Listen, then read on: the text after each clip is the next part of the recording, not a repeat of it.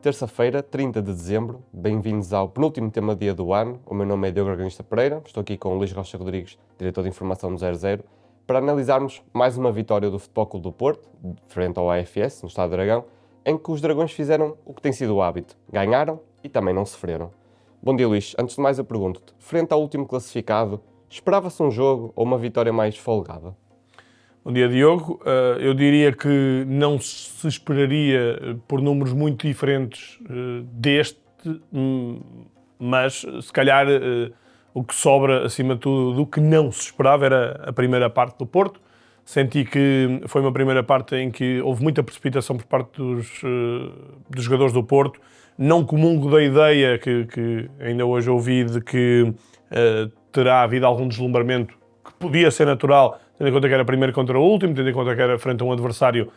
que está numa situação aflitiva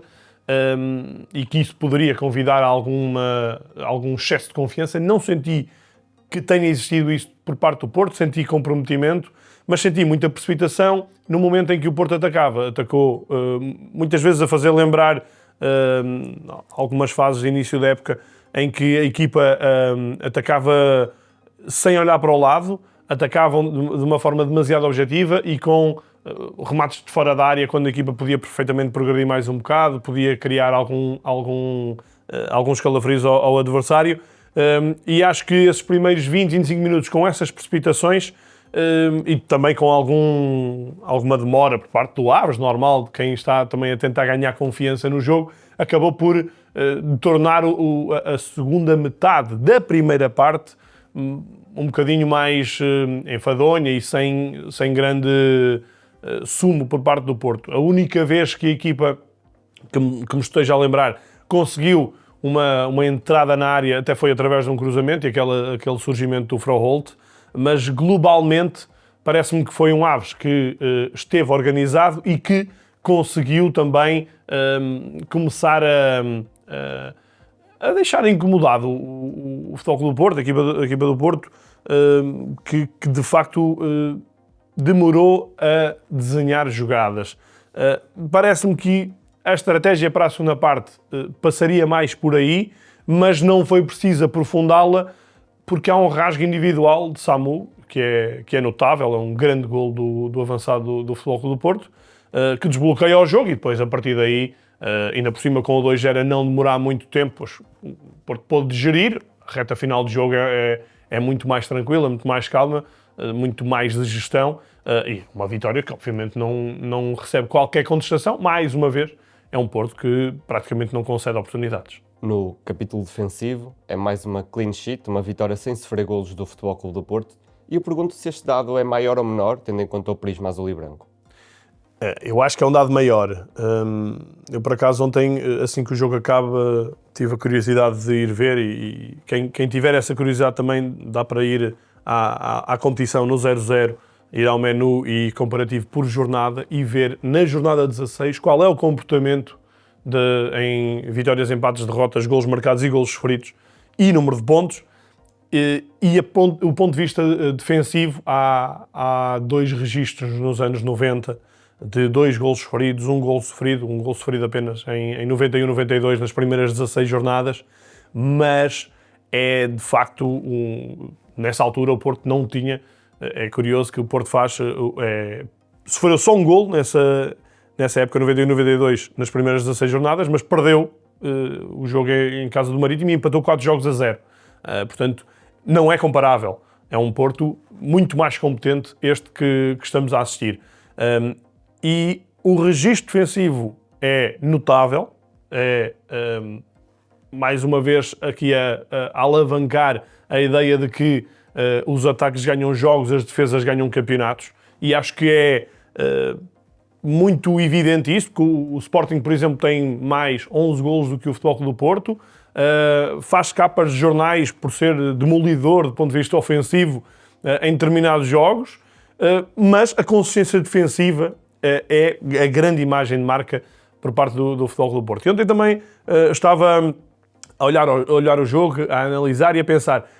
foi tantas vezes assunto de início da época a questão de não jogar Rodrigo Mora, jogar Gabri Veiga, agora é assunto o contrário, que é normal, nós no Ataque Rápido também falamos disso com muita insistência, mas a verdade é que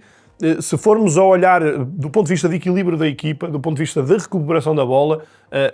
este sistema de Farioli é, diria, um sistema muito chave para que a equipa tenha esta capacidade atlética de recuperação imediata, de anular as tentativas de saída do adversário, porque faz muitas faltas a meio campo, o que é muito interessante do ponto de vista defensivo, porque congela imediatamente as saídas dos adversários, é muito inteligente nesse capítulo, e eu acho que isso explica, em parte, este sucesso defensivo. Depois, claro, a equipa também, o adversário aqui e ali tem aproximações à área, mas a equipa também é muito competente do ponto de vista de bola parada,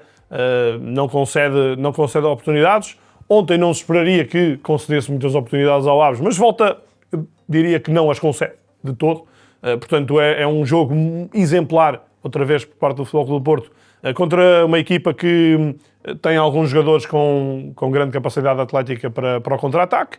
Portanto, em suma, eu acho que é um sinal maior, por mais que possa ser um sinal não tão visível, mas a consistência deste Porto, eu diria que explica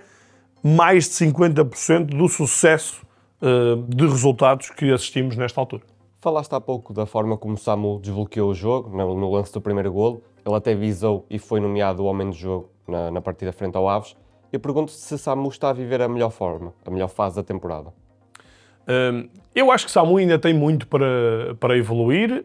tem muito para melhorar, tem algumas coisas para melhorar do ponto de vista técnico, isso aí é evidente,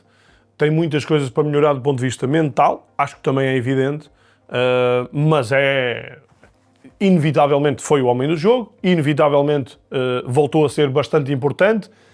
mostrou um lado faminto que é muito relevante. É importante ter este tipo de jogadores que o jogo está 2-0, a equipa está serena, a equipa está a sentir que o jogo está controlado e que não é preciso estar com grande aceleração, mas há ali um eterno insatisfeito, à procura de mais, a querer mais. Eu continuo a sentir alguns sinais no Samu de desespero quando não há necessidade de o ter, acho que há vários momentos em todos os jogos em que isso acontece, mas é de facto um jogador que eu diria que está no seu melhor momento do Futebol Clube do Porto, que evoluiu do ponto de vista de leitura de jogo, continua a não ser nenhum primor em termos de jogo de apoio aos companheiros, mas também não sei se é muito isso que se pode esperar. É isso que se espera normalmente do avançado de Farioli, parece-me que isso é evidente, mas não é isso que se pode também exigir a toda a hora a Samu. É um jogador com outro tipo de características, com um ataque ao espaço, com muito desgaste aos adversários, muita luta, muito duelo físico e depois com uma ótima capacidade também de finalização. O gol penalti é importante também saber marcá-los e Samu, nós não precisamos recuar muitos anos para nos lembrarmos de que os penaltis chegaram a ser um fantasma no Dragão. Samu, já na linha de outros jogadores, como o Alex Telles nos tempos mais recentes, é um jogador que finaliza com qualidade, portanto não treme nesses momentos, mas o primeiro golo de Samu é um golo de craque, é um golo que eu acredito que valha milhões quando se juntarem os highlights, quando uma equipa inglesa olhar para Samu e voltamos a chegar ao mercado e voltamos a ter Samu associado a clubes ingleses, mas é um cartão de visita espetacular e ontem Samu acaba por desbloquear num lance simples. O Porto muitas vezes estava a não conseguir simplificar. Ali num lance individual veio à tona também as dificuldades dos centrais do Aves, que lidaram muito bem no jogo aéreo, mas que depois, metendo a bola no chão, iam ter obviamente muitas dificuldades, como se viu. Já falámos sobre o que correu bem ao Futebol Clube do Porto nesta noite, mas está na altura de olhar para o que não correu tão bem. Eu pergunto-te, o que é que não foi tão positivo na exibição azul e branca? A questão da primeira parte, já falámos sobre isso, e isto que eu vinha a dizer parece-me que é sintomático. Aquela precipitação do remate, quando uma simples triangulação conseguia abrir espaços na defensiva contrária. Foi um Aves a jogar baixo, a jogar em 5-4-1, a não dar grandes espaços à equipa, mas eu sentia que, por exemplo, Rodrigo Mora podia ter sido mais solicitado, podia ter surgido mais também nessas triangulações. Não aconteceu muitas vezes, também porque acho que William Gomes e PP, com as suas características, também foram esses jogadores às vezes demasiado objetivos, mas essa primeira parte é uma primeira parte que convém ser analisada. Acho que o ponto menos positivo, que ainda não sabemos qual é a real extensão do problema, é a lesão do Diogo Costa, que eu acredito tenha sido mais por precaução do que outra coisa. Não acredito que Farioli tivesse achado que sem Diogo Costa a vitória estaria em perigo, portanto, a equipa ia estar a atacar, ia estar em cima. Cláudio Ramos dá perfeitas garantias também. Não estou a imaginar que seja uma lesão longa, mas imagino que esteja em dúvida para o jogo nos Açores, e aí seria realmente importante ter Diogo Costa. Portanto, é a nota mais negativa que sobra, a meu ver, deste jogo. Para fechar, Luís, está na altura de olhar para o futuro. O Futebol Clube do Porto fecha 2025 a 5 pontos de distância do Sporting, a 10 do Benfica. Eu pergunto-te se, nesta altura, é o maior candidato ao título. Sim, eu diria que o Porto, aconteça o que acontecer na próxima jornada, o Porto ganha a primeira volta e, nesta altura, já não é apenas o candidato que costuma ser, eu diria que já passa aqui o Sporting como o favorito, com o andar do tempo, com os resultados a surgirem. Tem na segunda volta o Sporting em casa, é verdade que vai à Luz e que vai a Braga, mas, enfim, e vai a Guimarães já no arranque da segunda volta, mas depois todos vão jogar contra todos. É difícil também estar já a fazer uma projeção sobre a real dificuldade do calendário, porque uma coisa é agora, outra coisa é daqui a um mês ou daqui a 2 meses, não sabemos o momento de forma das equipas. Em teoria, o Porto tem que resolver as coisas até, diria, 5, 6 jornadas do fim, porque na teoria, volto a dizer, o calendário final do Porto é bastante acessível. Portanto, acaba em casa com Santa Clara, antes vai ao Aves, que por este andar se calhar até já estará despromovido, tem Tondela em casa, ajuda-me lá nos jogos mais recentes, mas é um calendário que tem uma saída à Amadora, que, enfim, o ano passado não correu bem, mas o ano passado é uma exceção que não convém fazer grandes comparações, mas globalmente parece-me que a dose mais complicada vem agora até março. Globalmente será isso, onde se inclui a recepção ao Sporting, onde se inclui depois a ida à Luz já mais para a frente e a ida à Braga. Agora também estas saídas, janeiro vai ser um mês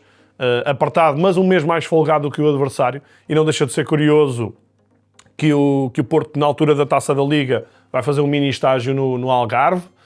portanto vai poder preparar melhor as coisas, vai ter 10 dias de preparação depois também para o jogo frente ao Benfica para a Taça Portugal, que é, na ótica dos Dragões, obviamente uma final antecipada, e na ótica do Benfica também, ou ainda mais. Portanto, sendo um janeiro apertado, sendo 2 saídas para o campeonato bastante exigentes, Santa Clara e depois Guimarães, mas eu acho que nesta altura o Porto é o grande favorito a ganhar o título. E não me parece, primeiro, que haja quaisquer foguetes antes da festa, portanto, não há nenhuma normal excitação, mas não há nenhuma espécie de vitória antecipada, qualquer sensação disso. Portanto, acho que toda a gente tem a noção, e ontem Farioli também fez questão de o reforçar, que de facto ainda é uma maratona, ainda não vê sequer a meta à vista, portanto falta muito tempo, há muitas circunstâncias, há muitas atenuantes, há lesões, há castigos, etc. Portanto ainda falta muito, mas nesta altura eu diria que sim. Aliás, se fôssemos a agosto e colocássemos um papel à frente de André Vilas-Boas, de Farioli, de quem quer que seja, a dizer no final do ano, ainda não no final da primeira volta, mas no final do ano, o Futebol Clube do Porto vai ter mais 5 pontos do que o Sporting, mais 10 do que o Benfica, vai ter vai ser a melhor defesa do campeonato com 12 clean sheets em 16, qualquer um deles assinava de cruz e diria que está mais do que ótimo. Portanto, acho que está a ser uma época acima das expectativas até, parece-me que sim, sobretudo depois do que aconteceu ano passado, mas não há nenhum sentimento de que já esteja o que quer que seja ganho, aos pés assentes na terra, para uma equipa que, volto a dizer, tem mais 5 pontos que o Sporting, que nesta altura é o grande adversário, e vai receber o Sporting na segunda volta. Portanto, acho que o Porto, nesta altura, deve dizer que é o favorito e não ter receio dessa responsabilidade, porque é uma ótima responsabilidade. Obrigado, Luís. Veremos então o que esta segunda volta nos reserva. Aproveito para recomendar esta terça-feira um episódio fresquinho do Canto do Futebol Clube do Porto, onde esta vitória e todas as nuances do universo azul e branco vão ser analisadas. Como sempre, fique connosco, fique com o 0-0.